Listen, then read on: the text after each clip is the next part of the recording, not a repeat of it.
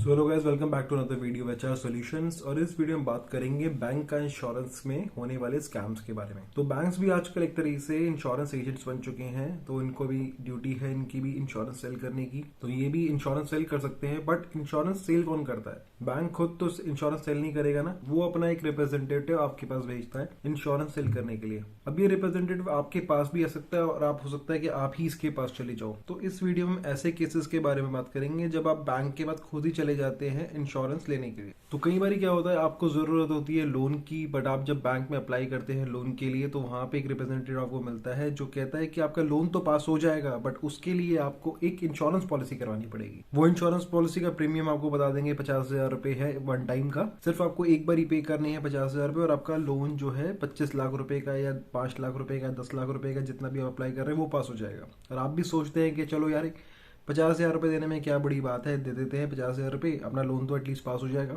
और होता क्या है कि या तो आपकी पॉलिसी हो जाती है पहले और आपका लोन भी पास नहीं होता, या फिर होता है कि आपकी पॉलिसी होगी, आपका लोन भी पास हो गया, पर नेक्स्ट ईयर आपके पास एक रिन्यूअल के लिए एक मैसेज आता है कि आपको फिर से 50,000 रुपए सबमिट करने हैं। और जब आप पता करते हैं तो आपको पता चलता है कि ऐसे 50,000 आपको अगले 10 साल तक पे करने हैं या 5 साल तक पे करने हैं, जिसको आपको बताया गया था सिर्फ एक बार ही आपको 50,000 रुपए सेल करने हैं। तो इसे कहते हैं मिस सेलिंग। तो जो वो रिप्रेजेंटेटिव था वो बैंक के बिहाफ पे आपको पॉलिसी बेच रहा था। अब उनके ऊपर एक टारगेट होता है, एक प्रेशर होता है, उनको पॉलिसी सेल करनी ही होती है। तो वो ऐसी इंपॉर्टेंट इन्फॉर्मेशन ना बताकर आपको ये पॉलिसी सेल करते हैं कि ये पॉलिसी सिर्फ आपको वन टाइम पे करनी है। दूसरी बात ये आ जाती है कि वो पॉलिसी लेना आपके लोन से उसका कोई लेना देना नहीं था।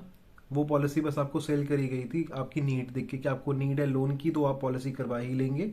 तो इसलिए वो पॉलिसी आपको पहले चेप दी गई थी। अगर वो पॉलिसी आप कराते या ना कराते, लोन आपका तब भी हो जाता, बट वो रिप्रेजेंटेटिव आपको बेवकूफ बना के आपकी पहले पॉलिसी कर देगा। आप ऐसे केसेस में क्या कर सकते हैं? सबसे पहले तो आप जो रिप्रेजेंटेटिव है उसको ये कह दीजिए कि मैं पॉलिसी करवा लूंगा, बट पहले मेरा लोन पास करवा दीजिए। अगर आपका लोन पास हो जाता है, आप सेटिस्फाइड है, आपको ये इन्फॉर्मेशन मैंने दे ही दी है कि वो पॉलिसी 1 ईयर की नहीं होगी, उसमें आपको मल्टीपल ईयर्स प्रीमियम पे करना पड़ेगा, उसमें आप सेटिस्फाइड है, तो फिर आप पॉलिसी करवा लीजिए। नहीं तो उसको कहिए कि पहले वो पॉलिसी का डॉक्यूमेंट दिखाइए जहाँ पे लिखा है कि वन टाइम ही प्रीमियम पे करना पड़ेगा। और जब वो पॉलिसी आपकी हो जाए तो आपके पास जब पॉलिसी का डॉक्यूमेंट आएगा, बॉन्ड आएगा, तो उसमें भी एक बारी रीचेक करिए कि उसमें वन टाइम प्रीमियम पे करना है या मल्टीपल टाइम्स।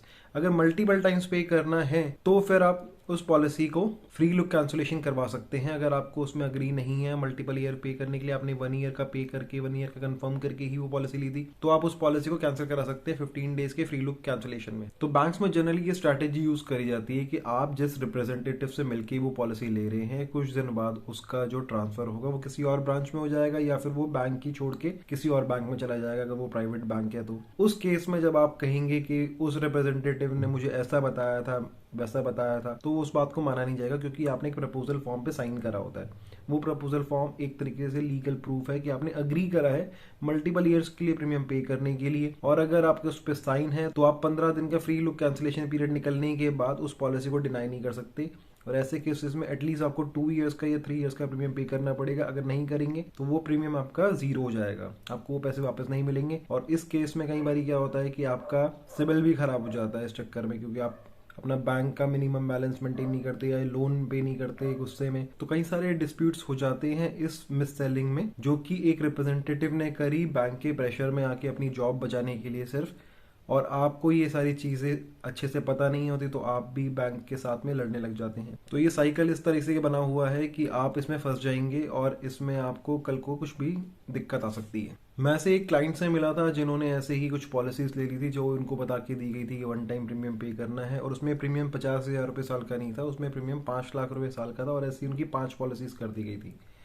तो उनसे 25 लाख रुपए तो ले ही लिए थे, प्लस अब उनको वो 5 साल तक 25 लाख रुपए देने थे, मतलब 1,25 लाख रुपए उनको देने थे, जो उनको बताया गया था कि सिर्फ 25 लाख रुपए देने हैं वन टाइम। अगर अब वो एटलीस्ट 2 या 3 साल उसका प्रीमियम पे नहीं करते हैं तो उनके जो सारे 25 लाख रुपए थे वन टाइम प्रीमियम जो उनको बता के दिया गया था फर्स्ट ईयर का, वो जीरो हो जाएगा। और ऐसे भी कई सारे केसेस है जहाँ पे पॉलिसी तो हो गई बट लोन फिर पास नहीं हो पाया क्योंकि उनका सिबिल ठीक नहीं था। अगर यही बात उनको पहले बता दी होती तो वो पॉलिसी भी नहीं लेते, और पॉलिसी भी ये बता के दी कि वन टाइम का प्रीमियम है। तो ऐसी प्रॉब्लम्स में और ऐसे इश्यूज में आप ना फंसे, तो इसलिए आपके पास मैंने सॉल्यूशन बता ही दिया है कि सॉल्यूशन क्या है। इसका सॉल्यूशन यही है कि आप पहले तो लोन पास होने के बाद पॉलिसी लें तो पहले लेने से पहले कंफर्म करें और फिर लेते ही कंफर्म करें। उनका पॉलिसी का डॉक्यूमेंट जल्दी से जल्दी मंगवा के चेक करें कि वो 1 साल की है या मल्टीपल ईयर्स की है। अगर आप मल्टीपल ईयर्स में सेटिस्फाइड है तो अच्छा है, तो आपको कुछ करने की जरूरत नहीं है।